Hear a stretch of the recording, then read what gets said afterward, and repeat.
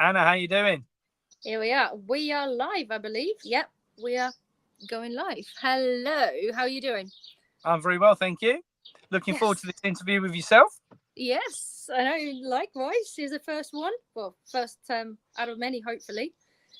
I did mention to you earlier, Anna, when we spoke quickly, that I'm pleased to see someone at your age group who's actually doing the prepping side and are actually in the position of teaching people how to prepare for what's coming. Because most of the people I know are kind of my mum's age, in the late 70s, and they know how to make jam and they know how to do pickled onions and all the things to preserve food through the winter, because that's what they had to do to survive through the winter. And I think that if we were to put what I believe is happening in terms, I would say we've got a long, dark winter ahead, and people need to start watching your channel and start preserving stuff. Yeah, I know. Do you know, been trying to obviously share my knowledge. I've been doing this for myself as part of really growing up with from my family, from somewhere where I grown up from. Preserving your food, it was a must. You know, my family had like a country house, and my grandma used to grow stuff. And one of my favorite parts was after school during the summer holidays, going to the country house and sort of like going picking strawberries, picking raspberries and things like that, going foraging for mushrooms. And I think it wasn't like people living in the country now, homesteading, like with, you go to showers and the toilet. No. We are talking about, we had a shed with a hole in the ground with the sawdust, and this was the toilet for the whole summer. For the showers, it was, you showered outside when it was warm, and for the hand washing, it's one of those metal containers, and it had the little pipette, like a rabbit drinking things, but on the bigger scale. And this is where you go tap tap tap, go blum blum blum blum, and you wash your hand like this way. This is the way I've grown up to, and every bit of strawberry, every bit of everything we ever grew was so precious, because then you knew, because we couldn't just pop into supermarkets to pick this up. And unfortunately, at the same time, when I was growing up at the time, there was a Chernobyl disaster, as everybody would be aware of, and all of the panic and all of the nuclear thing would kind of spread to many sort of immediate countries around. And I remember my dad going around with a Geiger counter, but it wasn't just a Geiger counter, it was a Geiger counter with a needle. They had to go to the market and poke the vegetables to make sure they have not been imported from the area where they've been diseased. So from there on, you can imagine how the desire and the need to be able to grow your own food kind of and preserve your own food came into play then, and it kind of stuck around with me. And I think it's obviously is more important now, not more important than those days. I was just going to say that I think it's more prevalent now than it was then, to be honest, Anna. Just to give you a little bit of knowledge on myself, Anna, and a bit of background. For the viewers. So for me, I got a baptism of fire at 5 years old. My grandfather used to keep cows, and he would always get me to do things on the farm, which I guess in today's marketplace we would say, no, you can't, don't let the kids do that, and I was always a health and safety nightmare, really. I mean, Granddad had 500 cows, and I used to ride one of the cows to school. We had the 500 cows. The one I used to ride was called Daisy. She was the matriarch cow. Oh, it's typical, cows and a daisy. It's a typical name, isn't it, for the cow? And all the cows used to follow her. So I used to ride her to school, go into the field ride the cow to school where the field was, where the cows have got to go for pasture. I would go in round the field on the cow. The rest of the herd would follow into the field. Yeah. And the cow would shut the gate, and I would jump the gate and walk across to school. And this is at 5 years old. When you think giving someone at 5 years old 500 cows to walk, about a mile and a half, 2 miles down the road through all the villages and everything. But that was the way we were brought up. And I think from there on in, I was very blessed. My grandfather and my grandmother wanted to teach me everything they knew about the farming side, about food prepping and everything else. And I just wish I'd have had them for a few more years, because I lost Granddad at 16. And he was my absolute hero, taught me everything, which I knew, But I then went on to do agricultural college, and then on to university to study the horticulture and agricultural side. Ran market gardens, run market stalls, run fruit and veg wholesale companies, run shops. I've pretty well done all of it around the fruit and veg side.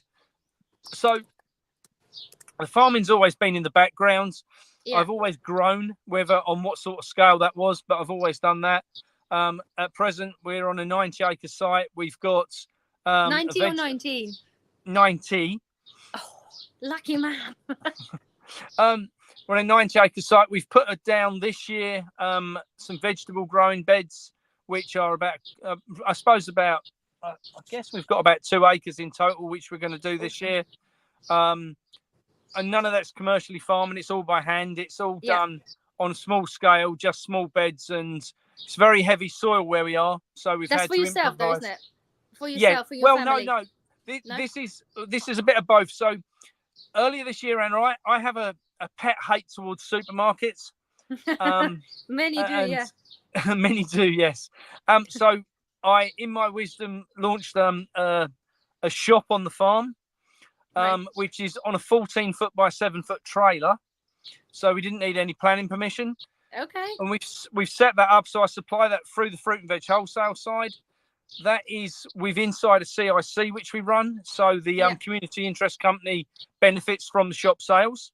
Yeah. So the growing side is to grow food to put in the shop to sell to the public as well as look after ourselves. Yeah, that's good. Yeah. So for me, just to give you a little bit, I'm pretty well educated in the food and the farming side.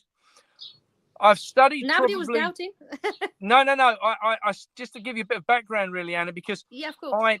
I studied. I started studying the 2030 agenda when I was 21 years old.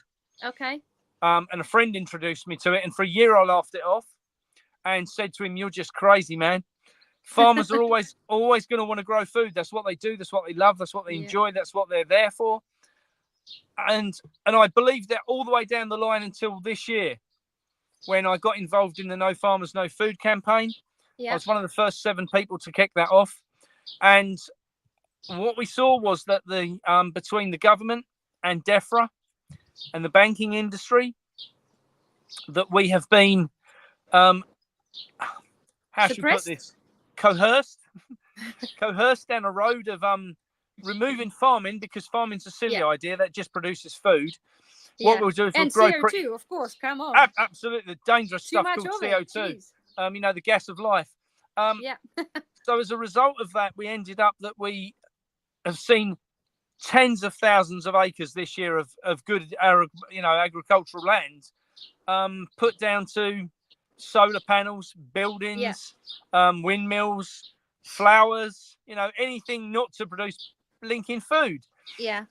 Now, one thing I will say on that, Anna, and I don't want people to be alarmed too much about that, because one thing which I'm a coordinator with the Land Workers Alliance, and with that, one thing I have found is that a lot of the smaller growers, Anna, they produce vast amount of food in very small areas. So if you take an agricultural field, for instance, and they might be in the position that they grow, let's say, 5 or 6 ton an acre of whatever they grow. Yeah. Potatoes might return you 8 ton an acre. I've got LWA members that are growing up to 40 ton an acre because they enrich the soil. They put plenty of compost, plenty of manure down. They only use natural substances. They don't use any phosphates, glyphosates, nitrogens. But everything's about the natural side. Yeah. So we could have a lot less land if we worked it right and produce a lot more food. Yeah, absolutely. But farmers need to be looking at the sustainability of farming, and that's one thing they haven't done in the past. They need to be looking at every aspect of the farm to see how they can, 1, earn money out of it, and 2, grow food on it. Yeah. And I think, we've seen some pretty impressive developments in the last few years on agriculture, but it always seems to be on the commercial side of things. Yeah. Which I personally think, and I get slaughtered every time I say this by other farmers, but I genuinely believe that farming like we farm at present in Western civilization especially is done. Yeah. We did a soil test down here on the farm a few weeks ago. We had a guy called Hans come across, who is just a fantastic, knowledgeable guy. Yeah. He's working here in the UK, going around farms, testing the soil and so forth. And our soil is completely dead. Right. So no nutrients whatsoever, you mean? Nothing whatsoever in it. There's no goodness in it at all. So how it works, Anna, we set the seed, we cover it in nitrogen. Yeah. It comes up. We chuck glyphosate on it. The glyphosate kills off the weeds. The crop continues on after it recovers. We chuck more nitrogen on, and so on and so on. This perpetual cycle until we get to the end of the year where we cut it and know that everything we've got is covered in chemicals. Yeah. Right. So that's traditional farming across the UK, and not just the UK, Western civilization. Yeah. So for our side, we've been looking at how we can reduce that glyphosate, how we can reduce down the nitrogen usage, and the areas which we've taken over this year to put down to vegetables. Yeah. I had full jurisdiction over, nobody else did on the farm. And I managed, fortunately, and you're talking about the price of compost a second ago. Yeah. I was very lucky that there's a company down in Harlow called, I think it's UK Salads. Okay. And they had 10 arctic loads of spent compost, what they wanted to get rid of. Okay. All in tomato grow bags where they'd been growing tomatoes and cucumbers and lettuces and things. Right, okay. So I bought 5, well, in fact, they gave me 5 arctic loads for free for the CIC. I just had to pay to get it home. So we've covered the ground in that.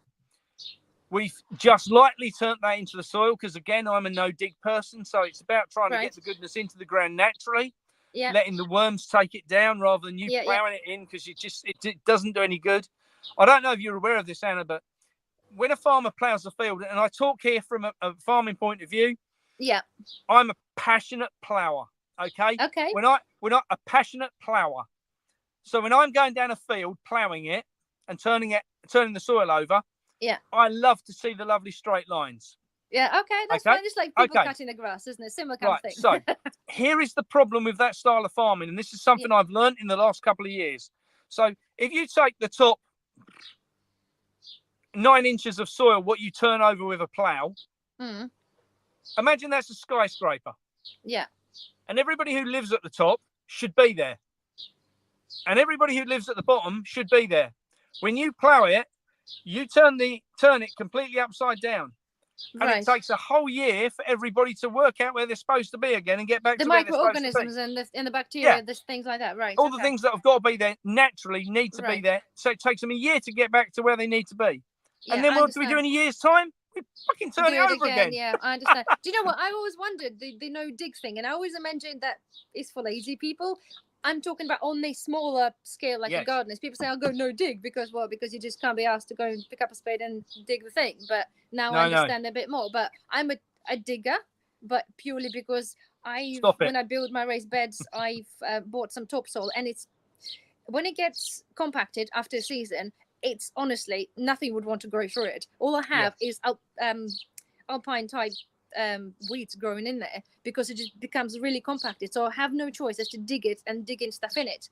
But it's based purely on the rubbish soil that I've put in there, unfortunately, not realizing that, I thought topsoil is topsoil, but clearly it's a difference. So on a farming scale, it's a bit more different too. And I now understand what that means by. Can I chuck one in here for you, Anna? So the soil's quite heavy, is it? It's not heavy. It's really stony because it rains a lot in Wales, more than probably more than UK. The stones are surfacing up, but it's very dull. It's very sandy, if that makes sense. But it just gets it's not clay, but it just becomes compacted when it rains, and it's just tough. If I haven't raked it or dug it through in the spring, it's hard to put the spade through. It's really weird. It's probably one of the mistakes I made, filling up my raised beds with a few tons of that. But what you could do, I mean, obviously you want to put something in there like some compost and some, not much compost, manure. Yeah, I've been adding, Yeah. And what you want to do is leave it on the top, and just because you only want to, you want to grow most things in 2 inches of soil. Yeah. So the only thing you want any depth for really is carrots and parsnips. Nothing else really wants any depth. Potatoes. No. I grow my potatoes. We go down the field and lay them on the top. Yeah, I'm trialing this year. And then ridge them in, so we don't dig a hole to put them in. No, that's a good idea. I'm hoping it's going to work out for me too. That's honestly the best way. So anyway, just to give you a bit. So that's kind of the background of me. I started studying the 2030 agenda.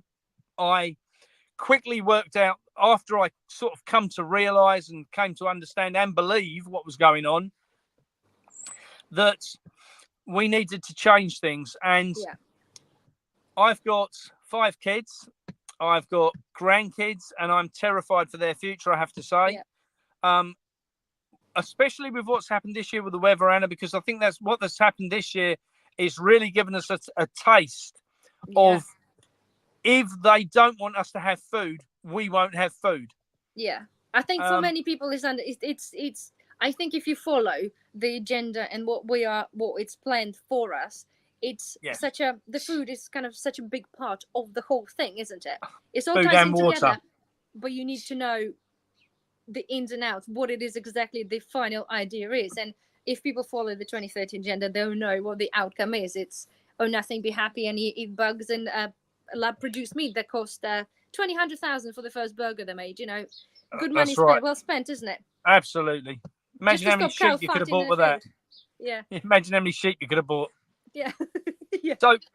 So I think from my side, I've been prepping now quite heavily since I guess 4 years pre-pandemic.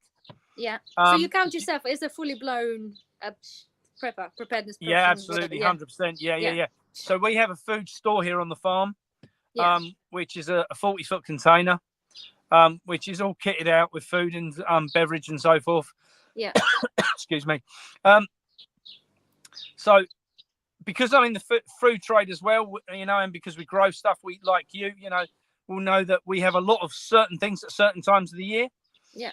So it's turning that, like onions, for instance. I happened upon a shipment of pickled onions or pickling onions, which my mum and some others got onto and got jars and jars and jars done for us. Yeah. I think that from our side, Anna, as a prepping community, I think we're going to even struggle, in my opinion, to stay on top of this, because the severity of what's going on is in fact a lot worse than I even thought up until, I'm guessing in the last year, it's really come to light with me just how twisted the agenda is. Yeah.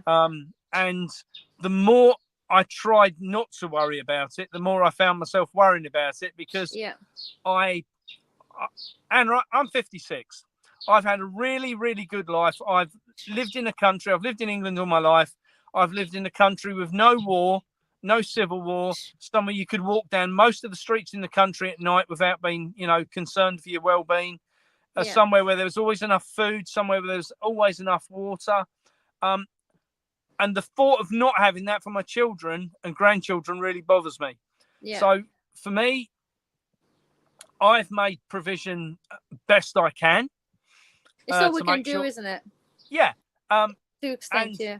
I decided a year ago that I was going to take my voice. It's further back than that, 2 years ago, I suppose, onto social media and get a bit more vocal, because I posted several comments pre-lockdown, which I got shot to bits down by a load of friends. And then through the lockdown, we interestingly, Anna, we were running a farm shop inside a polytunnel, and our farm shop used to take £100 a day and sell 10 vegetable boxes a week. And we thought it was brilliant. And then, fortunately for us, Boris Johnson shut the country down and Tesco's ran out of food in 72 hours. And we went from taking £100 a day to £15,000 a day. Bloody hell. And we went from selling 10 vegetable boxes a week to 400 a day via the website. Were you managing to produce enough to No, not at all. Majority of this was coming in from wholesalers and other farmers. So fortunately for my connections, I was in a position I could ring farmers that I knew all over East Anglia and say, right, what have you got? And they were like, well, we've got, potatoes, red cabbage, onions, carrots, whatever you've got, bring it. Yeah. And we literally had lorries rolling in day and night to supply the public. We did very well out of the lockdown. I wish they'd have another one, to be honest. Oh, be careful what you wish for, Mark. Jeez. So that kind of that I believe genuinely that the lockdown was a trial. Yeah. Oh, yeah. I don't think it was the real thing. I think it was just the start of what we're about to experience. Do you think it's going to be another one? Talking whilst we're on the subject, do you reckon? Yes. Do you think? I do. People won't be following it now. People that are fully awake, I won't be. Although we're seeing, and I'm sure many people still see people in the cars or in the supermarkets wearing face masks. Walking around now, I appreciate certain age groups maybe, but I still see younger people walking around with that. And again, I know it's a touchy subject for many, but nonetheless, coming back to the lockdown I do. thing, I'll tell you why. I'll tell you what, Anna, why I believe we'll have one. Okay, so about 3 months ago, the government made a decision that they wanted and you'll know this yourself, they wanted every person who owned chickens to register their chickens at home. Yeah, no chickens. I don't have any. Yeah. Well, no, but just for the point, it's common knowledge. Okay, so what happened was they brought that into play for one reason and one reason only. Yeah, I can agree with you. I know what you're going to say. I'm sure. Go on. If you've got a farm over here and you've got a farm over here, and bird flu can't get from one to the other, that doesn't favour the agenda. No, of course not. So what you need to do is create an opportunity for it to get from A to B. Yeah. So what you do is you go, A1, A2, A3, A4, A5, A6, A7, A8, all the way across. So what you do is you tell all the people who live in the vicinity of both of those farms to register their chickens. That there is bird flu. And then when there is bird flu, you can say, well, it's got from here to here because of these people. So what we need to do is we need to cull this lot, and everybody in between. Yeah. So for the people, just quickly interrupting you, Mark, sorry, for the people that are not aware, obviously the whole agenda is that they don't want us to farm our own food or our own meat, because the Bill Gates have an idea of selling us or feeding us the crickets and lab processed meat, isn't it? So good luck with that. Yeah. Oh dear. Don't mind trying a cricket, but not going to live off it. No, I've tried them. I tried crocodile as well. It just tasted like chicken. Yeah. So I think. Sorry. So the agenda. Sorry. As the agenda plays out, and more of these things start to come out, I think the bird flu in America, it's allegedly gone now to cattle. Yeah. Cattle, obviously, they've recalled a lot of beef because it might spread to humans. We can all see where this is going. We none of us are that naive to believe that that's not the case. So what I think is going to happen, Anna, is we'll have an outbreak. Yeah. Bird flu, bird flu, yeah. Australia's having it at the moment. I don't know if you're following that. It's been breaking out in America and Australia. I did see that, and I did cross my mind thinking, like, is there going to be, like, little bits and then suddenly go, boom, here we go. Within a couple of weeks, we're like, sorry, no. I think it will eventually work its way out. Yeah. But they can't be locking us down because of the bird flu. Surely not. It's going to be more like, cull your bloody chickens rather than, let's stay inside because you might get bird flu coming out, Well, you've only got to look at it, Anna.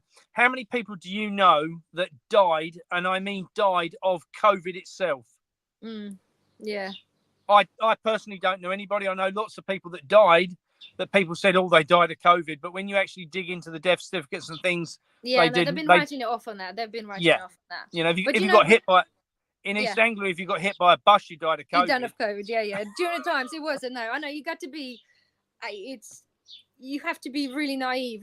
The information is really there, kind of, unfortunately. And obviously, we're not talking about the COVID thing, but it's all there. Yeah.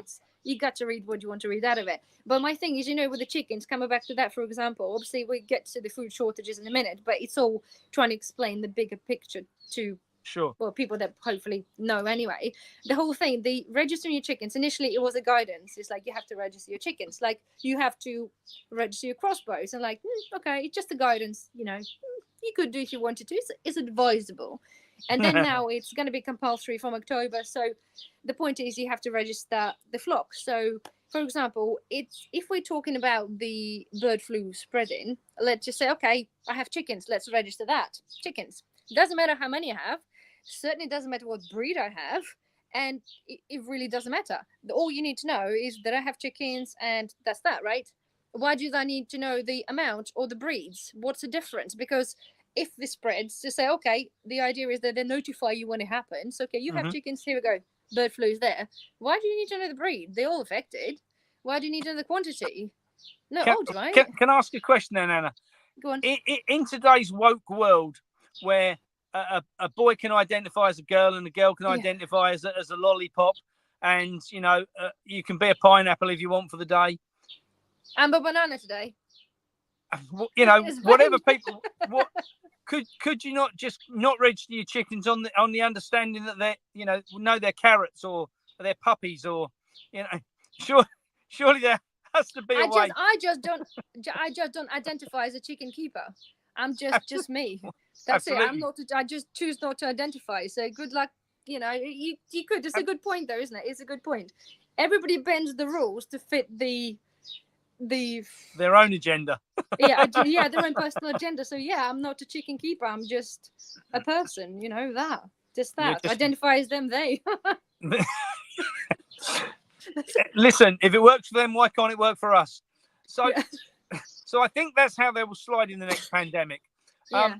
So a little bit of background on the farming side and what's been going on, because I briefed on this, but we'll just go into a bit more depth of why I believe the food shortages will be a lot more severe than people realise. Yeah, go on. So this year, if I give you a few examples, so this year, obviously it was very wet this year.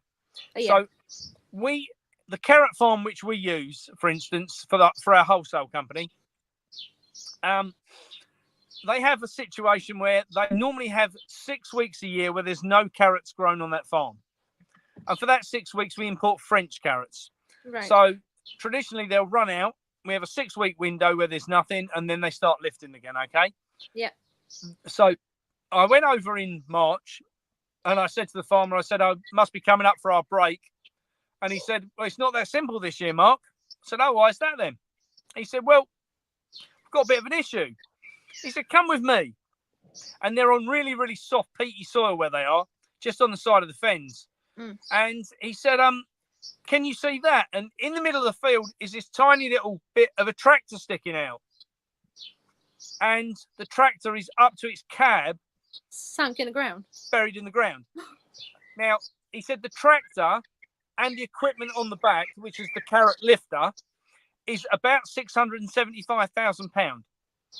He's got 2 of them buried in the fields that he can't get out. Right. He said, there's nothing I can do. He said, now, we can't lift the carrots because the carrot lifters are in the fields. And we also can't drill anything because the carrots haven't been lifted yet. So we can't get them out of the ground. So we can't drill anything new. So we're going to have an 8-month window this year where there's no carrots. Now, just to give you an idea on that, and my pet hate, Anna, is us not growing enough food. So just to give you an idea, 5 years ago, we grew 70% of all the food we produced was for the UK consumption. 70%. Yeah. That's down to 40% now, 5 years on. And the prediction is that by the end of this year, that will be down to 29%. Yeah, that's pretty poor. This is where I've heard on the news they're talking about, and that's why we wanted to do the video. Carrots, all the root veg, carrots, parsnips, potatoes. They were telling us potentially we're not going to have any of that. And I specifically made a video saying people just buy this now if you can't grow it because this is coming. And now nice to hear this from horse's mouths, excuse the pun. Yeah, no, absolutely. Yeah. So I think, what I see happening is, so with the potatoes, carrots and onions and parsnips, your main root veg, what we rely on in this country to get our staples, okay? Yeah. They are going to be through the roof price-wise this year. And this is what I was just going to say. So the other day I had to buy carrots in for our wholesale company, not English. And I always hate it when we even have to have French. So 4 weeks ago now, I had to buy some carrots. They were Chinese. Right. And I kid you not, they genuinely look like they'd been manufactured, not grown. Yeah. There was some videos online going around, like Chinese and in Japan, I think as well, like almost they look like they're printing or making a veg. I know that's probably done for the for their displays like they do in many places like Singapore and stuff, but I don't blame you. It's dodgy. I mean, they were the most amazing looking carrots you've ever seen, honestly. Did they taste any good? Did they taste any good? They taste the water. They got no taste at all. They got no nutritional value to them. And this is how what do you I was reckon saying they earlier. grow them? They're grown in sand, so they're grown in just a sand substance, which they just all the water and minerals are pumped into it to get it to grow, but it's got no flavour, so they grow really quick. They'll expand in size and get to the point they can for them to pick them and grow them, and sell them, but they've got no goodness in them, Anna. No, Um, just the so same. Sorry, whilst you're on the go on. carrots, like I said, I've done picked up some carrots off the supermarket. Again, we kind of been. It's not recently. I know we live in like remote village. Sorry, and the supermarkets they're not really have the best of. They're not the biggest. They don't have the best of choices. But I picked up a pack of carrots, and I said there was from I can't remember the country. I'm really sorry, but it was something like Honolulu type thing, weird thing. 4 carrots, right? 4 carrots, size of my like finger. 4 of them for like £1.40. 4 carrots for £1.40. This is like, it's ridiculous. And the white, they're already manky. And I have think many of them been commenting. Many of my subscribers been commenting generally on vegetables. The quality of veg is absolutely shocking. And obviously that's to do with partially with the import as well of the new legislations. But obviously we'll cover that later. But yeah, go on with the Chinese carrots. Everything's made in China. Well, and I mean, it shocked me. I've got to say, they lasted about 3 weeks, and then we went on to Israeli carrots. We finally got onto French, but will there be any English? I don't know. I mean, I've seen one of my friends actually did message me the other day to say he was pulling carrots, so bunched carrots, because they were now big enough to pull for bunches. But when wholesalers are used to selling tons and tons of carrots, even for horse feed and so forth, the stuff's just not going to be there this year. Yeah. So, we've got to take all this into account, Anna, and look at the longevity of and food stability as a country. And I think a lot of that, I have to say, comes down to, like yourself, talking about prepping again. Yeah. People talking about growing their own again. I mean, I deal a lot with the People's Food and Farming Alliance, and that is one of the things which I've found with that is that a lot of the people coming towards that style of living and desire of wanting to make sure that their food is stored, preserved, and understanding more about it are looking for shows like yours to give them that knowledge. Yeah. Sorry, I've got some power coming in. Sorry. I'm running out of power drastically fast outside. It must be the skies.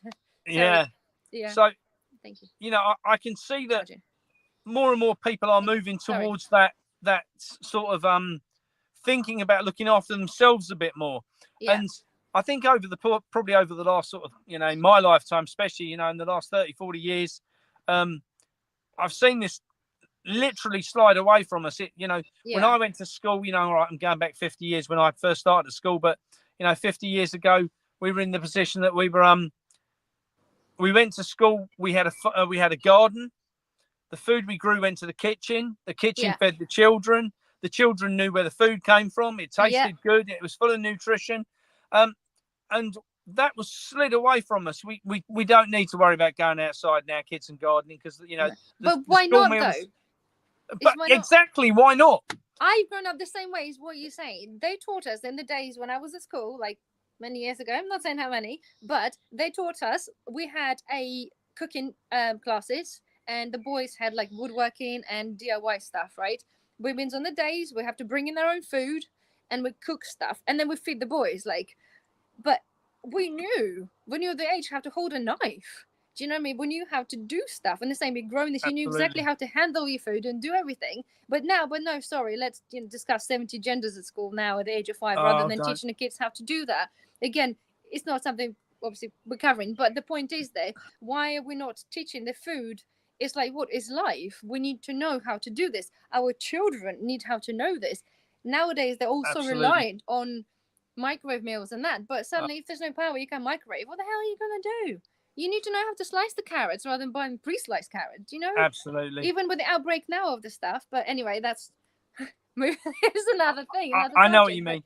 I mean, Anna, I've got a 9-year-old. When he comes to spend time with me, he loves getting on the garden. He loves getting, if he can climb in the straw shed, play on a tractor, he's happy as a piggin. And and where his mum keeps him very much wrapped in cotton wool, and she'll kill me if she hears me say this, but she likes him to play football, and when he comes with me, he's just as likely to be riding a pig round the field.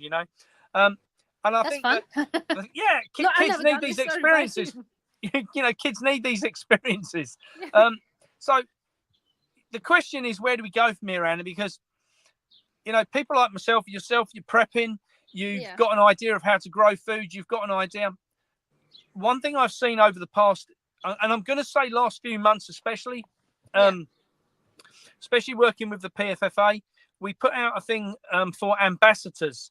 So this is for people who were concerned about the food supply, people who were genuinely concerned about the food stability, food preparation, anything at all to do with the food side, really.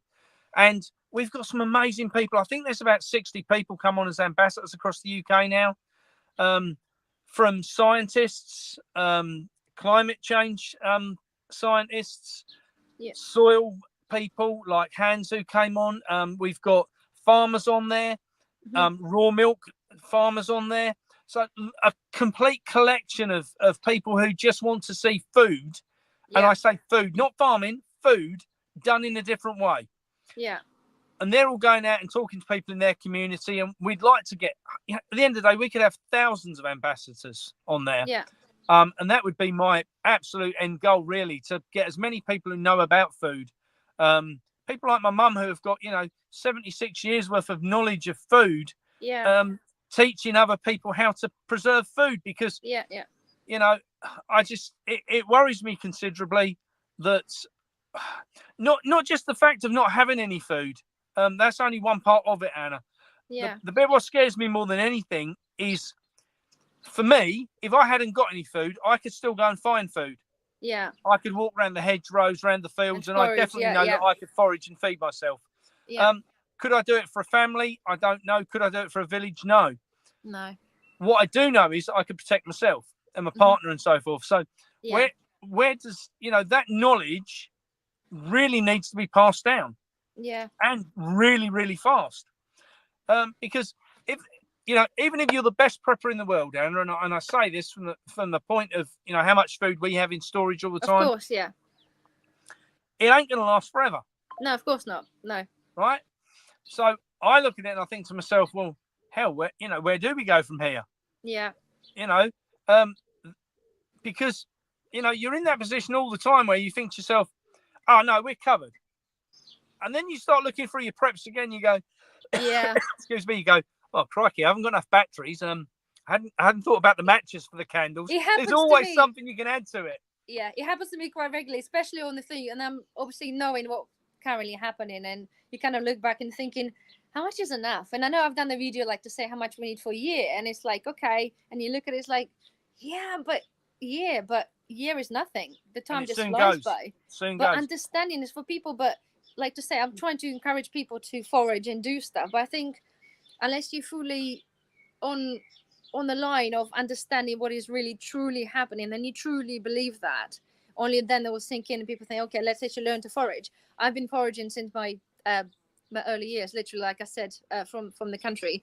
I can find my way around. However, is that going to be really sustainable? Could you really sustain yourself fully just on foraging? As you say, probably not. Yes, I can forage and make some jam, but you have to have sugar, or other means of, doing that. Mushrooms, yes, okay, I can freeze them if we have power. If we don't, cook them, dehydrate them with a solar dehydrator if you can build one, but you're still very limited. So you think as you say, it's where do you go from there? It's to trying to stock up as much in beans, grow microgreens, or learn how to garden, or do stealth gardening like some people are suggesting, whether it's at all be possible. Some, on the hindsight, let's dig a carrot on the hedgerow somewhere in the forest. They go and find it. Okay, 1 carrot, okay, gives you 1 kilo. Not carrot, sorry, potato. You might get a kilo or 7 carrots, but how do you sustain that? It's hard, isn't it? It is. But I think in all of this, what excites me, and I have to say, is the diversity that I've seen come out of people in the last year. Yeah. And the other thing I was going to say is the coming together of people, Anna, that I've noticed in the last year as well. People from the, I don't know what you, conspiracy theorists to the truth movement. Well, we all preppers are, apparently, aren't we? Whatever you want, whatever you want to deem people like ourselves as, if people actually come together, start sharing all that knowledge, and that's the great thing about social media that I'm a great lover of, I have to say. I just to cut across on something, but I know we was having this conversation earlier. I set up no, I didn't. My partner set up a TikTok account today. Yeah. And I have to say that I don't really know a lot about TikTok. I I kept calling it Top Tick, and she didn't know what I was on about. But anyway, she sorted it out for me, and it went up, and within 2.5 hours, we'd got 2,000 views. Wow. On videos, and I hadn't even got any followers, and I couldn't quite work that out because it doesn't obviously work that way on social media generally. So it just goes to show how powerful it is, and I think we all have a voice on social media, whether people want to subscribe, unsubscribe, whatever that may look like, whether they want to follow you or don't want to follow you, whether they want to hear it or don't want to hear it, you still have an audience that will follow you, that do want to hear what you've got to say. And it's just finding those people. And I think for the people that want to be in a position of preparing, stockpiling, there's an abundance and a wealth of information out there now. But what I would say to people is don't wait until it's too late to learn this stuff, because unlike books, what sit on your shelf, the internet can be turned off. Yeah. We do suggest people to, and I did share a resource actually. There's the Facebook group, which is one of members of my Facebook group, and they shared.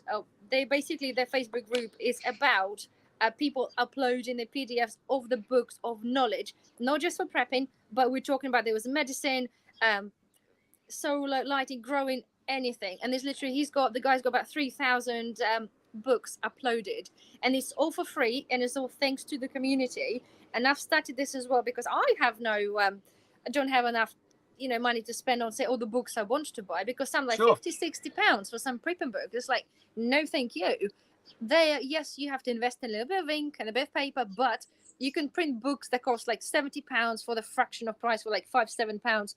Get them printed and have them. I know it's ugly, like it's not even a book because you have to sort of bind it together, but we're talking about the shit scenario, right, where I don't have the bookshelf. I don't like to have books anyway. I like things kind of hidden away, where especially in a not say public eye, but you know what I mean. I like things kind of empty where possible. But books, but I still would love to have them. Just hide them, have them, because you have it. It doesn't matter what they look like. You have your knowledge there, and you can just flick through and just. I've got literally my iPad now resting on a medical book that is that thick, and it covers everything, like a lot of things there. And it was like £7 on Amazon. You can still buy this for like, it's secondhand, but do you know what I mean? What difference does it make? But still possible. £7. One question I do have for you, Anna. Amongst your videos, have you done a video on how to preserve eggs? Yes, I did. Then can you make sure I get a link for that? Because that's one of the things. We're right in the middle of lots of egg production at the moment. Far too much for what we can use, that's for sure.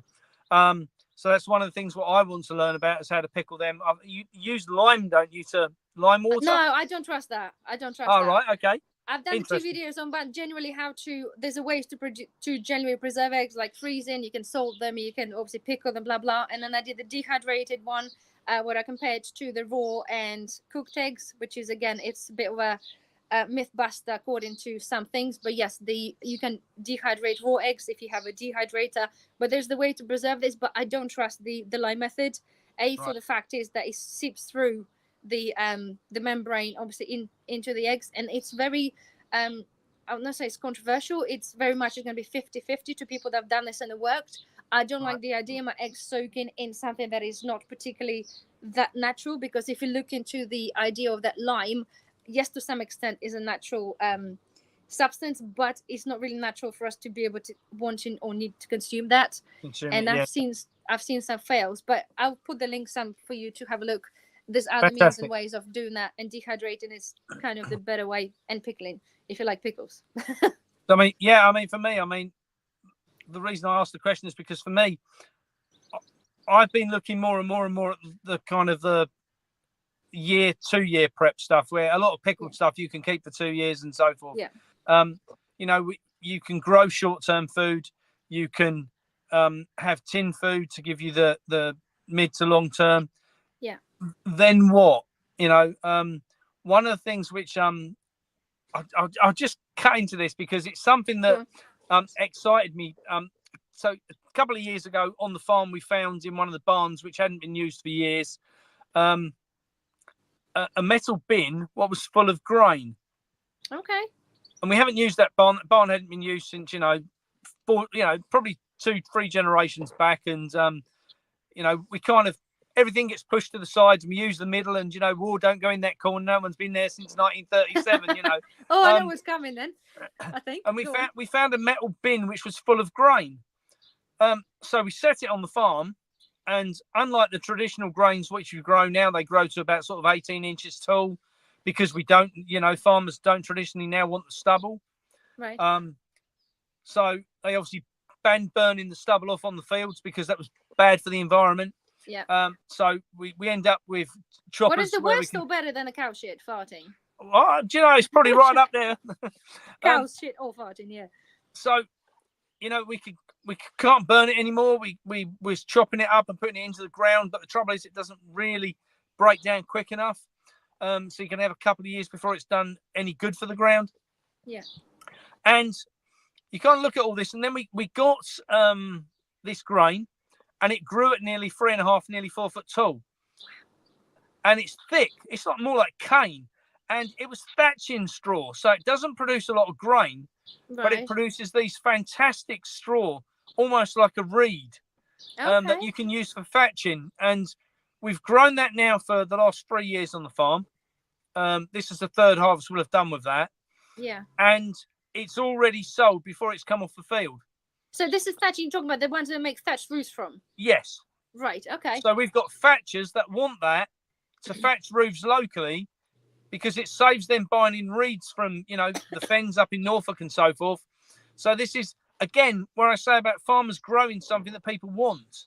Yeah. And understanding what people want and how they can deliver that by going backwards in time, Yeah. So, we're so traditionally based where we go, where we are on the, we've got 90 acres here and 50 acres of that is down to arable, so down to grain. Yeah. But why? And that's what it was, 90 acres. So, we've reduced that down. Now we're down to 50. And I think a lot of farmers this year will give up growing grains. Yeah. You're going to see grain. You're going to see grain prices go through the roof. Right. Literally through the roof. Well, I think a lot of them have taken this year to grow flowers because flowers are pretty, good for the environment. I've never ever seen so fewer bees as I've seen this year. Yeah. Oh, yeah. And we've got fields full of flowers about everywhere, and this is to encourage the bees. Does the government encourage for the farmers to grow flowers, or is that a personal choice? Because what's the point in growing something that you can't freaking sell? Well, what it's really about is the government, DEFRA especially, have encouraged farmers to grow flowers because then they can give them £300 a ton. £300 an acre to grow flowers, and you might earn, I don't know, but I'm going to guess £120 to £140 a ton with grains. The problem is you might grow 5 or 6 ton an acre, and you think to yourself, we're going to get £700 or £800 an acre out of it. Yeah. But with the flowers, you set it and just leave it to get on with it. The problem with grain is, to get an acre of grain off, we've got to put 2 lots of fertilizer, 2 lots of weed killer. The time, we've got to run a combine using, sort of doing about 1 mile to 27 gallons of diesel, and all these things. And you get down to it and you probably earn about sort of £30 an acre. Yeah. And the prices, isn't that right? The prices of the fertilizer and everything else, like more than, I'm sorry, we watched 3-4 times. Yeah. And again, do you know really, let's not blame the current conflict. Do you believe the current conflict is the blame for that? No. None whatsoever. And I'll go one step further than that. The grain from Ukraine didn't ever really enter the UK. No. So that all went off to Africa, and the people who have been hit the hardest is the whole of Africa, where that grain was heading off to, because that hasn't got there. What I will say technically, is they've already been starving for a very long time, so I'm surprised there's still some of them left. Anna, it's interesting you say that, because I just on that note, my partner's Nigerian, And I'd had the conversation with her when we first met Yeah. some months back, and I said, must have been terrible growing up in Africa. I said, because obviously, the shortages of food and that. And she went, What? what? Yeah. So we haven't got shortages of food. We've got loads of food. She said, we export all the food. She said, because we've got too much of it. And I'm like, no, listen, you don't understand. We did Live Aid. And we did, we raised millions for you to eat. And she I'm said, so glad you brought this up though, because it's kind of a sore subject for many people know, like, especially when you raise your £3 for Leroy, the Leroy that's been like 20 years down the line at a video. Leroy is still free 20 years down the line, do you know what I mean? And you still can't get the water. But anyway, yeah. So I just, and there's I mean, it's been interesting to have conversations with her right through lots of subjects about how we are sold Africa as a whole, not just picking on one country in Africa, Africa as a whole, how we're sold Africa as British people against, or Western people, against the reality. Talking to someone who's lived there for 30 years, come to the UK for schooling, and you go, no, I know I'm right. It's not like that, yeah. I was taught that in school, and she's going, no, you're wrong. So, no, you can't. It's the point. We're trained from the day one. You go, whatever you enter the system, as we said, you are trained to believe or to being taught what they want you to believe, as in general, to do with anything, isn't it? To do with many things. I know this is slightly off topic, but I'll just bring it up because it's funny. I've got a 9-year-old, and the school rang me the other day to go to school because he'd got himself into trouble arguing with the teacher. And the teacher, that's a good reason, right? There's a better reason than punching him someone, right? yeah. So he was naughty because he corrected the teacher, and they'd had him taken out of the class, and he was on the naughty step at the school. And I got there and I said, well, naughty step at school. Yeah, so I said to him, come on, buddy, what happened? He said, well, that teacher just doesn't know the facts. I said, all right, well, what facts doesn't she know? He said, she's only trying to tell the class that they found the Egyptian mummies inside the pyramids. He said, well, that's not true. They found them in the tombs. He said, and then she tried to tell me that man made them. He said, and Dad, I've been there. He said, the stones are bigger than our classroom. He said, there's no way man lifted them. And of course, and so he was reprimanded because he had the audacity to argue with the teacher. Yeah. When I was at school, that was called critical thinking, and encouraging kids to think outside the box. Oh, no, you can't do that now. No. I remember the times that when I was at school, if you speak out of term, you had a ruler straight on your fingers. Absolutely. Do you know, it's interesting. During the pandemic, one of my old teachers from my upper school came to the farm to buy some produce. He lived in the village, and he said to me, he said, oh, hello, Mark, how you doing? I said, oh, hello, Mr. Sutton. I said, it's lovely to see you. He said, can't you just call me Jeff like normal people? I said, well, no. I said, because I never knew you as Jeff. You were always Sir or Mr. Sutton. I said, the respect thing. He said, yeah, but you've been left school 40 years. I said, I know, but that respect what I had for you. And I said to him, I said, can I ask you a question, sir? I said, do you still chuck board rubbers at the kids? He said, no, Mark. He said, I had to stop doing it. He said, because they started chucking them back. They're so disrespectful. And I was like, what? Yeah. I noticed down that someone put a question in the comments about this coating stuff that Bill Gates came out with. I forget the name of it. I've missed that one. So good for you keeping an eye on it. So they'd mentioned the fact about I can't think what it's called, but this coating that they put on the cucumbers and things. All right, yeah. And yes, the supermarkets are using it a lot. That's something which they can get away without advertising the fact they're putting it on the food now. Yeah. It doesn't have to be advertised, it's on there. You'll soon know if it has or hasn't got it on there, because if it has, you can put it in the fridge and keep it for 6 months. Yeah. I like fruit and veg what goes off, because I know it's real. Yeah. It's crazy, isn't it? So when the obviously we come back. Let's come back to the coating and stuff in a minute, with the current things been in the news. But let's do the shortages part, right? So basically, obviously, the part of the thing we kind of tell the guys to say what is that we're looking out for in terms of shortages. And obviously, I've done the videos, like I said, with the root vegetables, because this is what I've heard. But again, obviously, you saying, and you pretty much confirming. So the veg, like obviously potatoes, carrots, parsnips, anything else that all yeah. the So preppers should be just to aware give of? you an idea, I get because of the fruit and veg wholesale side, I'm in touch with farmers all over Europe through the wholesale companies. We get last year, I went back through my phone and worked out that we had the whole of 13 text messages from suppliers telling me there was going to be shortages. Right. Okay. So this year I get about 25 a week. Bloody hell. Just to give you an idea. So what you've got vast amounts of beans, especially. So French beans. Yeah, beans. So French beans, broad beans, runner beans, things like that, which come in from Kenya. Right. Kenya has been completely flooded out this year.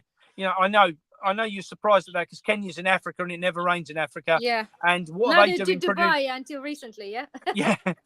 You know, and what's Africa doing growing all this food, what they're sending to the UK? Why don't they keep it to eat and then we don't need to raise money for them? These are the questions people don't ask. So what's happening is that the stuff what normally comes into the UK for the supermarkets has not been coming. Right. So we've got tender stem broccoli has been short the last few weeks, iceberg lettuce, tomatoes. So where we would normally by this point be on English tomatoes, we're not. Yeah. So that's part of the problem because the English stuff hasn't come on this year. So we revert back to Spanish. Spanish lost everything this year. So loads and loads of floods, loads and loads of heat waves. So their temperatures are doing that all the time. It's completely crashed out all their stock for vegetables and stuff. So things like courgettes have been null and void, tomatoes, the cucumbers, the salad lettuces and things.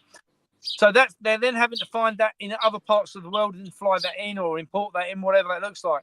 Now, the challenge there is we've gone from normally a lettuce coming in from Spain, an iceberg lettuce would cost me anything up to, let's say, 40 pence. Per head or per ton? Per head to land it in the UK. Per ton, sorry, that was a stupid thing. Sorry. Right? Per head, yeah. No, I've seen it in London in the fruit market where they've been giving it away because they just had so much of it. No. But what we've ended up with now is those icebergs are coming in at sometimes £12, £14 a box. Right. Right? For 12. So coming in at £1, £1.10, £1.20 a head.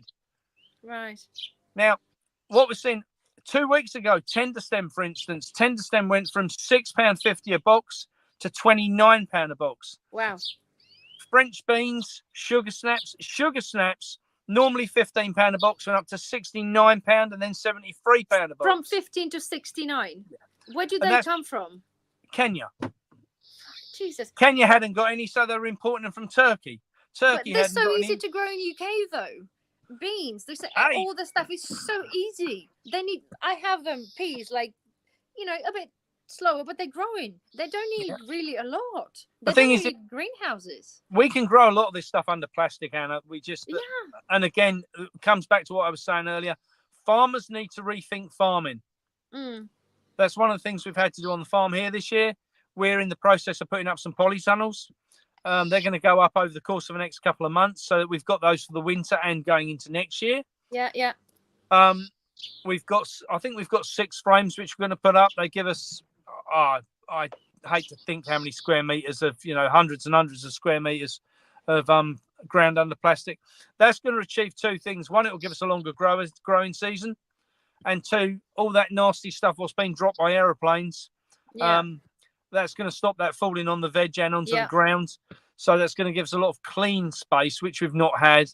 And other people have not yet perhaps realised the necessity for clean space. Yeah, I think this is quite, not saying new, but I think it's very slow to catch on at the moment. There was so much of a, uncertainty. People like believe it or not, but then after everybody come up with it, it's kind of like one thing is a pilot in World War II coming up with it, and then now it's obviously with the Met Office and everybody else. It's kind of like it's a given now. If you don't believe this, well, absolutely, it's what it is. But can I just ask you, whilst we're talking about the Kenya stuff imported, which sounds just ridiculous, do you know roughly? You might know, but how long does it take to get the stuff? So there's peas when they pick them. How long does it take for them to get from Kenya to our shelf? 24 hours. 24 hours still? Well, it's 24 hours if it's going to get it into the UK because they fly it in. So none of that comes by road, very little. The Spanish stuff still comes in by road, but the African stuff's all flown in. So if I named a supermarket, the one what every little hurts, for instance, if you use them as an example, they fly their own bones into the UK from all over Africa. And that's how they keep the supply line fed. The challenge comes, and this is where I see the breakdown side of this, is during the pandemic, we noticed really quickly that when you shut down a country is one thing, when you shut down the world, it dries up really quickly. Now, one thing I will say on that, Anna, is for us, this was pre-Brexit. Yeah. Okay. Pre-Brexit, we could ring a company in Holland, let's say, at 2:00 in the afternoon. And by 7:00 the next morning, that lorry was with me, loaded up with all the stuff I wanted to see. Wow. That's how quick we could get the stuff here. Yeah. Now, 4 years on, and the government smashing to bits the Brexit plans and making it difficult and everything else to try and force us, in my opinion, to try and force us back into Europe. Yeah. Has left us with the potential of 3 weeks to get food into the UK. Yeah. Is that because obviously the new legislations, again, which I mentioned, that started in, from October, haven't they, I think, the full-blown, the imports, higher imports on anything that's plant-based or vegetables. And, sorry, weird noise up there. And still delays. Sorry, I'm really not sure what's going on up there. I heard a lot of cows and sheep up there, but I just heard some weird, scary sound. Sorry. But, no, the delays are... obviously still happening because of the latest legislations of importing stuff from Europe, isn't it? They're saying there's like 3 weeks delays of stuff sitting there in the lorries, like plants. We haven't, and obviously talk about growing stuff. Obviously, I grow my own, but I'm still partial to always taking advantage of a early arrival of Lidl plants or Tesco's plants. You know, when they arrive like far ahead of like my tiny little tomatoes like this, I can buy them like that there. Lucky to find pack of 6 of tomatoes from Lidl like in March. There was nothing like this, and obviously knowing that what's happening in the news with everything with the newest legislations, we have literally had, I have not seen after that one time, any vegetable plants in any supermarkets that normally do them as a multi-packs of 6. I've seen Tesco's like 1 tomato or something like cucumber, 3 quid. 3 quid. They used to be like 50p. Yeah. £3. Like, I try my own. Luckily, I still did it on time because I have greenhouses. But is that what caused? Obviously, that's causing with the plants, and that's caused a massive effect on plants and fruit and veg. I think what they've done, to be honest, is anything to do with the supermarkets, Anna, and this is where my hatred really, and I don't like to use that word, but my hatred towards supermarket comes because they're part of the agenda. Yeah. It's as simple as that. They are so what I don't know if you fully understand or any of your viewers understand how subsidies worked for farming. So the concept of much as the Clarkson told us. Well, yeah. So the concept of subsidies was that the British government via DEFRA, the most inefficient, useless governmental department that ever existed, they get given this massive budget, and that's given to the farmers, a percentage of that, to grow food. So, and that forced the price of food down. So the supermarkets could buy it off the farmer cheap, sell it to the public cheap, and it allowed prosperity and the public to be able to be in a position of getting fed cheaply. And what's happened is the supermarkets forced the farmer down even further and forced the public up even higher. Until all of the money which the taxpayers were giving as subsidies was going to the supermarkets. We're aware of that. So what you've ended up with now is this, where the farmers are starting to kick back all over Europe, and we've seen that. I was part of that in the UK. But it's stopped now a little bit, isn't it? It's sort of been a bit brushed down. The war seemed to be taken over. And I think, Anna, what's happened is that the farmers across Europe, a lot of the governments bowed down to it. There's been a lot of kickback this year against the WEF and the WHO. We know a lot of that is coming via, and what they do is they change tack. It's as simple as that, because they're so big, so well organised, and so hell bent on delivering this agenda that they've just wiggled this round to play it in a different way. So I'm sure they have A, B, C, D, E plans to do it. If one doesn't work, you just go with something else, don't you? 100%. So what we've seen is this year they started off down the road of attacking the farmers. The farmers kicked back. They attacked the weather. Farmers couldn't get back about the weather. What you're seeing then is people like Bill Gates who've been absolutely fantastic at buying up all the seed companies, all the fertilizer companies. The seed companies have, that he's bought out and manipulated, so you can either, if it's got, anything to do with F1 on the label, don't buy it. It's as simple as that, because it's never going to come back and grow. I know. I've done the mistake last year. Just sorry, that's fun, not so funny, but disappointing thing. I've been growing cucumbers. I love cucumbers, like them growing them for pickling.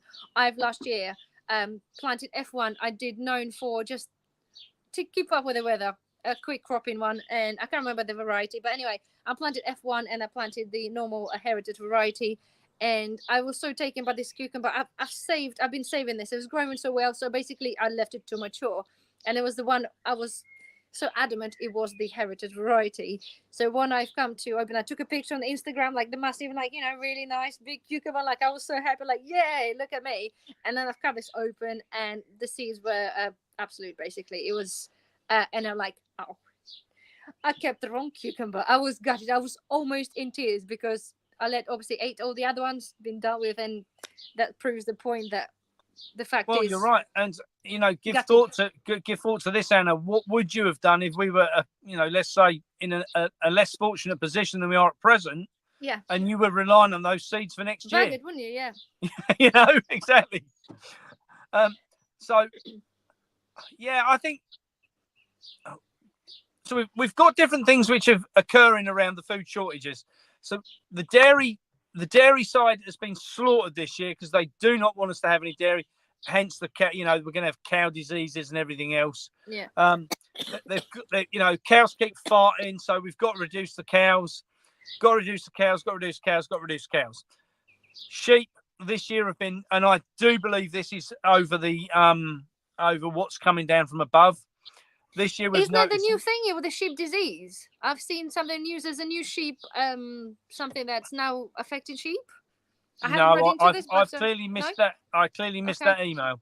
I've seen. What I will say is that lots of the sheep were aborting this year, and that's never in unprecedented levels. 100% increase. Right. So, if you're a farmer and you're relying on 500 lambs being born and suddenly 50 of them die, that puts you in a very vulnerable position, and all of these things what have been happening just reduce the amount of food in the system that little bit more, and it just keeps chipping away and chipping away and chipping away. Every time you drive down the road now and you see a field full of pretty flowers, you can think to yourself, that should be food. You see wind turbines or solar panel fields. Now you go, that should be food. Yeah, we should be looking to increase the amount we are producing in the UK, not decreasing. No. One of the things which I was quite passionate about when we launched our farm shop. Whilst we sell worldwide fruit and veg in there, some of the some of the smaller shops in villages and things, they are supplied by Booker's. One of the biggest wholesalers, and Booker's is owned by Tesco's. Yeah. So it doesn't matter whether you go to the supermarket or go to a village store, you're in a position that you are still going to end up getting it from the same people, and it becomes frustrating. So yeah, this year I set a target to kind of really to make myself have a little giggle, and we launched the shop, and the shop now takes. Now, bear in mind, Anna, this is an unmanned shop, so it's just got a truss box in it. Oh, okay. It's got 2 cameras, one inside, one outside, and a steel box with a lock on it. And the shop takes £1,500 a week. Right. So my reckoning is that's £75,000 a year the supermarkets don't take. Mm-hmm. So once I'd got that into my head and kind of got my head around that, we then started going around to see some of the village stores and saying, look, we understand you buy your veg from Booker's. Is there something we could do here? Because we can do this as a product range. These 40 lines, we know the predominance of this is from England. We know the predominance of this has not been doused with nasty chemicals. This is something we can grow on and produce. And we've now got farmers that are coming to us and saying, if we grow this, would you take it on? Yeah. That is superb, absolutely. Because I've always heard that people always said, "Oh, buy from local farmer, buy from local farmer." We knew for the fact when we used to live like in Brighton area or whatever, you have local farmers even in Wales here. You go to local farmer, and I'm sorry, just hold this thought. And like they were selling, I think, cheese and then eggs, chicken eggs, I think. And it's like, "Oh, so is your cheese local?" "No, sorry, not from here." "Oh, is your eggs like chicken eggs?" "No, sorry, not from this farm." And we know the point is as well. People said, "Oh, buy from a local farmer," or from local veg lot. And I know for a fact we have one up the road, literally like a couple miles there. He buys the stuff from Booker's or from Costco because it's just nothing about it. And you know this for a fact. So people have to be really careful. Just because they're buying from a local veg stand doesn't mean it's a local stuff or even produced anywhere locally. Isn't Absolutely. it? That just proves you've just proven the point. Yeah, I think one thing we're going to see on this is I don't know if any of your viewers have heard of the Open Food Network. The Open Food Network is an absolutely great place. So the Land Workers Alliance, which I spoke about earlier, which is really a kind of a union of all small independent growers and producers, whether they produce just eggs or they produce, potatoes or a peripheral of things. They are predominantly all organic as well. Yeah. They mostly sell their produce on a system called the Open Food Network. Right. You can find it easy enough on Google. And the principle is via food hubs. And this is something which we're working on and exploring at the moment ourselves. So via a food hub, you get everyone in the local, let's say 10 miles, that produces food to guarantee to supply you with an amount of food. That's good. Right? And the hub brings it all together. So they might pick up potatoes from one farm and, eggs from another and carrots from another and fudge from another and chocolate from another. And all these locally produced things come together. Meat as well. Yeah, that's good though. That's very good. And you can buy that direct from the hub. And there's hubs setting up all over the UK. Lots of them, I have to say. And lots of the smaller growers are getting involved in them. Now, you might pay slightly more for the produce. Oh. You know that it's really good quality stuff. You know that it's produced locally. You know that it's in a position that you know it hasn't travelled from 6,000 miles from Peru, whatever that might look like, and that's, I believe, if my thoughts are right, if we go down the road of digital IDs. I know it's a different subject altogether, but I believe we can cover that on a different video. I'm sure people would like to hear that. If we go down the road of digital IDs, you will be taxed in accordance to what you buy. Right. So let's say you avocados carry a higher tax because they travel 6,000 miles and you've had 4 this month. 4 might be your entire allowance for your carbon footprint. That's it. And I think that's where we'll go. We'll end up with that as a scenario where people will get taxed, and so.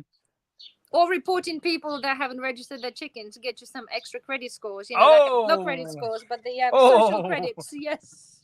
Social credits is a whole different ballgame. Totally agree. I think it's unfortunately what it is. I think one of my things, on the channel I cover how to grow, preserve, brew, anything else. Because if you're partial to beverage as well, knowing how to do, say, your own brewing, your own kind of thing, you don't have to then thinking, I have to buy a bottle of wine because it's going to cost me my whole monthly allowance. I'm going to hopefully be able to still do this myself, provided nobody going to come and raid you. So having a tools, but nobody really knows, but the preparedness is. But we have a fairly good idea. We do. Got to emphasize, people, keep cash. Cash is really important. I would definitely say to people, the things like community supported agriculture. There's lots of the Land Workers Alliance members of CSAs. So that's where the community gets involved in supporting the farmer to grow produce. And they might be a small site of, and what I've actually seen this year, Anna, is a lot of the bigger farms that sit on, 100 to 500 acres, are setting aside 2 or 3 acres that they're allowing the community to grow on. That's So a good idea. Someone takes responsibility for that. Yeah. And there's dozens of these since I've been doing the speeches. People have, messaged me and said, oh, this is, going on in the background, right from Scotland down to the Isle of Man and, across to, East Anglia, right across the whole of the UK, that these CSAs are popping up. They're supporting hubs. The hubs are supporting, people buying the produce. Yeah. There's a different way out there to shop.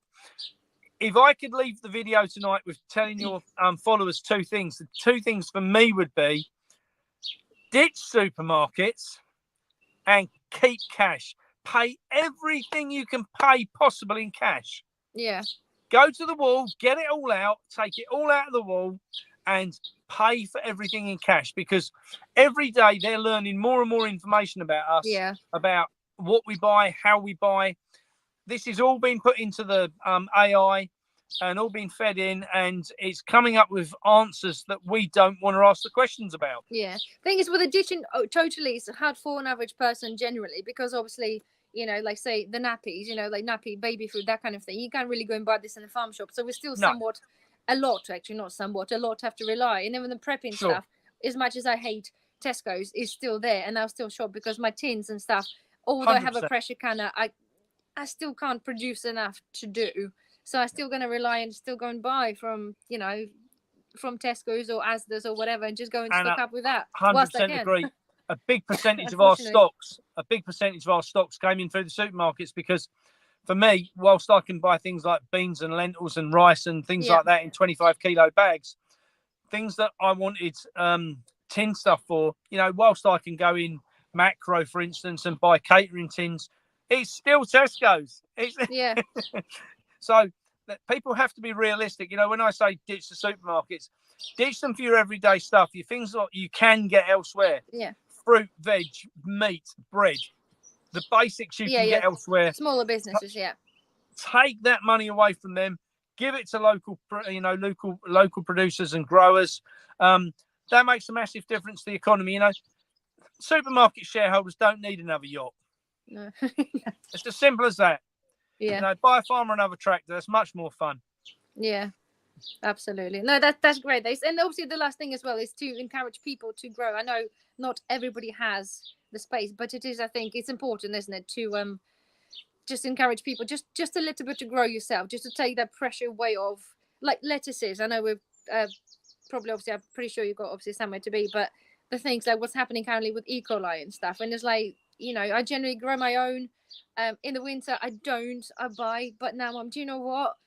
I've got greenhouse. I'm going to try and grow stuff in the winter, because I know lettuce could be with the correct varieties. So encouraging people to pots. You can grow lettuce in a pot. So in the windowsill, yes, inside, yes, you can. And I'm going to do a whole video series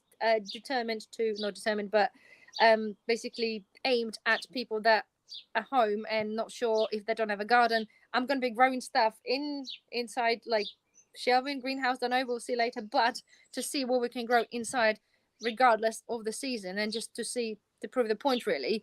I know you can grow the herbs, but I think it's important for people just to, I think now as well, like a COVID taught people or woke up people to prep and get stuff ready. Like, I think now with this E. coli, and I know it's been in and out, like, amongst a few years generally, it got to wake up people, because if I'm as a prep and I'm thinking, do you know what, I'm having a double thought about even buying a bagged salad, for example, or that, it's got to ring bells with other people too, and sort of bring up to start thinking, actually, do you know what, let's give it a go. Let's just wash some seeds in a bit of a pot and just see what happens. What you got to lose? Like 99 pack of seeds, not absolutely. And I think you can start to something amazing for people. I think the problem is, going back to what we was talking about earlier, and about schooling, and about, when we were at school, certainly for my son, 56, when I went to school, we had a school kitchen. We had a school where we grew the veg. We put it in the kitchen. The kitchen fed the kids. That's been removed. So the knowledge has been removed, and people now believe it. Well, I can't grow food because it's too difficult. Farmers do that. Yeah.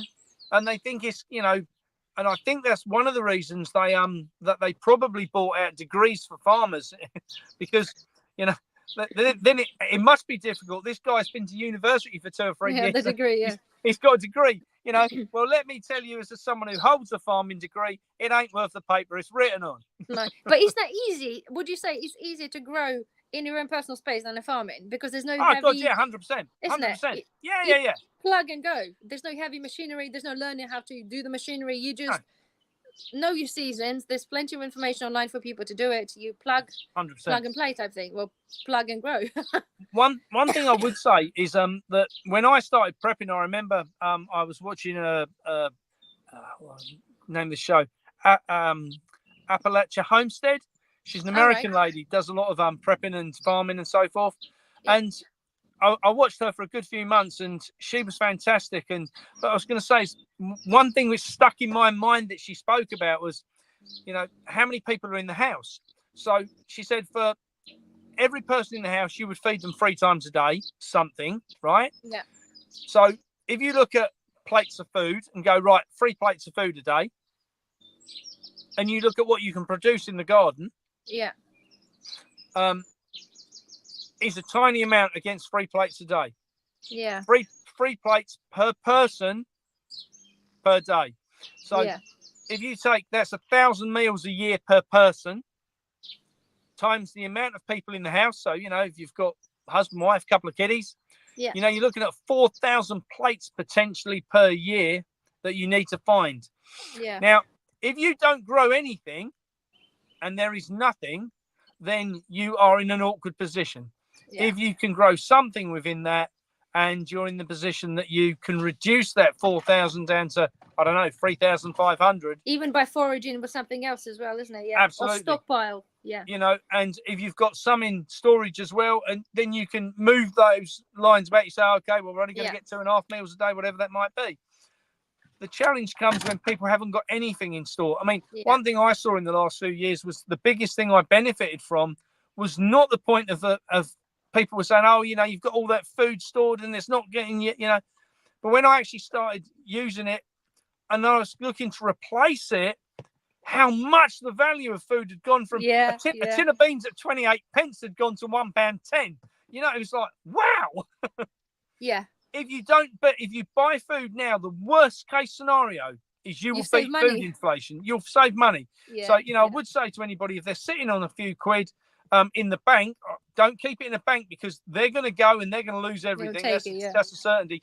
Take it out, stick it in tin food, stick it in the house, the car, the cupboard, you know, in the shed, you know, bury it in the garden, do whatever you need to do with it. But make sure you've got, because I'll tell you what, and I'll just tell you this before I head off, but when, and I'm going back, my son is 26 now, my oldest son.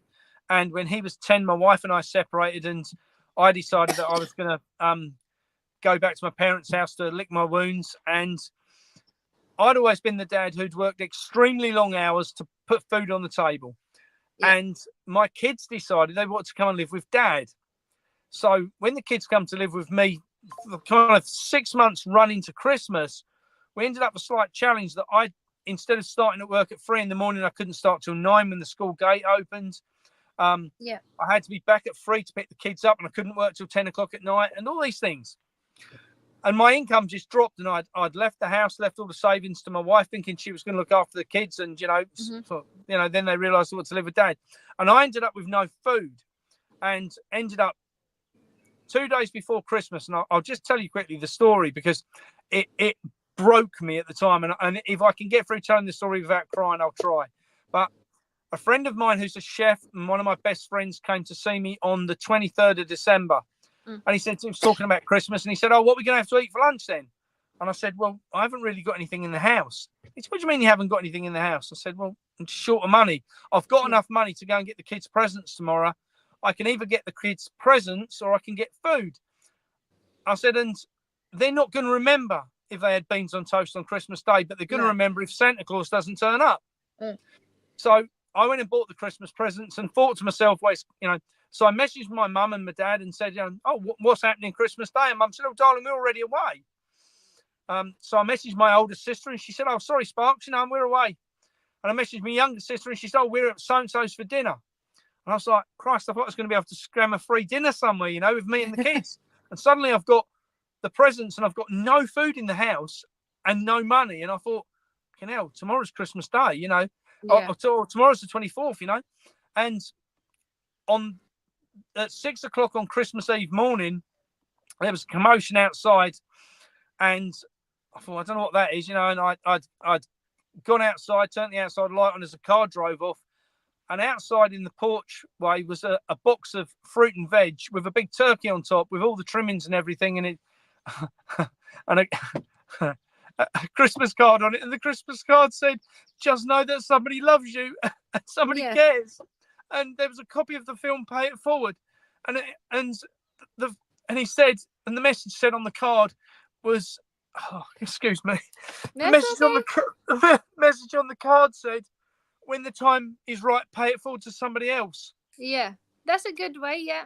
And it took me nearly 9 months to get my friend to confess he did it. And did you know who did it? Do you know who did it? I didn't at the time, but I thought it could only be one person. Yeah. And it took me 9 months to get it out of him. And he said, "Look, you've got yourself back on your feet now. You know, now's the time to pay it forward to other people." So the next Christmas, we decided that I would post on social media, and I posted my story about what had happened. Yeah. And so you make me my eyes are watery. Sorry. And posted on social media the fact that what had happened and how that made me feel as a parent, right? Yeah. And I'll come back to the reason of why I tell the story. But so the next year, I put out a quest to try and raise enough money for 3 families, to feed 3 families that were struggling. Yeah. And we got enough food together within a few days for 50 families. Wow. And we had turkeys donated and all sorts. And the next year we set up a charity, and we got up over the course of the next 5 years to do 10,000 parcels a year. Wow. We handed it over to a food bank at that point. But the reason I say about that is, and what scares me, and I can't emphasize this enough, Anna. Yeah. We were only without food days, and I felt absolutely fucking useless as a parent not to be able to feed the kids, and I don't ever want to be in that position again. No. You know, and that's what scares me now is when I talk to people and they're like, "Oh, Mark, my own daughter." I'll give you a classic example. So just prior to the pandemic, I said to my 4 kids, "Look, kids, this is what I think is going to happen in the next few weeks." My oldest daughter messaged and she said, "Dad, I'm right on board with you." She said, "I know what's coming. We're well prepared. Don't worry." My next daughter was married to a soldier. She said, "Dad, we're on a barracks. Don't worry about us. We're never going to go hungry." My next daughter down, my baby daughter, sent me the priceless response of, "Oh, Dad, you are funny. I've just been to Tesco's. They've got loads of stuff." My son lived with his sister at the time, and he said, "Yeah, no, I'm with Lavinia. There's loads in Tesco's. Don't worry, Dad." Within 2 weeks, I had a phone call from my granddaughter, my youngest daughter's daughter, to say, "Granddad, we haven't got any food." So I quickly rounded up a load of stuff at the farm shop and took to them and kept them going for a good few months on that. But it just went to show, just, you know, for me, that was my worst case scenario as a parent. Yeah. And just to give it another fact on that, you know, I've got a friend who's high level in Tesco's, and I say Tesco's because that's who he works for. He was telling me that the amount of stock that Tesco's now holds in stock is 67% less than pre-pandemic. Wow. Right? Because they just What's can't the reason for that then? They just can't get hold of it. They just can't get it. Right? So there's less stuff on the shelves, less stuff in the warehouses, less stuff in the lorries. You know, they've shrunk the system down accordingly, so you don't probably notice. No. Now, here's the problem. Last time it lasted 3 days. How long will that last this time? Yeah, a day or so. Or 4 o'clock they'll be out of food, and that's what worries me. Yeah. And I can't emphasize enough. Anyway, no. I'm not going to take any more of your time. I've loved. I've got to go and stack bales now on the farm because we're in the middle of hay season. I know we're going over, but yeah, there's so pleasure having you. I'm pretty sure we end up having you again. We can talk about different side of this. I'm sure if you're happy with that. Oh, you froze. So you froze for a second then. Oh, here you go. You're back. Sorry, I was my friend trying to ring me. So I was just saying it was really a pleasure having you. Thank you for sharing your stories. No, it's a pleasure. Thank you for having me on. And I'm sure we'll have you. Will you be able to put a link on for me for my bowler hat farm? Oh, You're going off again. I put the link to your YouTube channel or any other links you want. Just email me and I'll certainly put this up there for you. And I'm sure we'll thank you. Speak to you very soon. But thank you everyone for watching, guys. Obviously, send me any questions, anything you want to ask, then Mark, and any other topics maybe if you want us to talk about next time. I'm sure we have a lot to talk about. We barely touched the things we wanted to talk about, but we obviously got things to do. So, but thank you ever so much, Mark. Really appreciate you appearing on the channel, and we'll really speak to you very soon. Okay. Thank you, Anna. It's been a pleasure coming on, darling. See you guys. See you soon. Thanks to everyone for listening. Thank you. Bye bye. All right. Bye bye.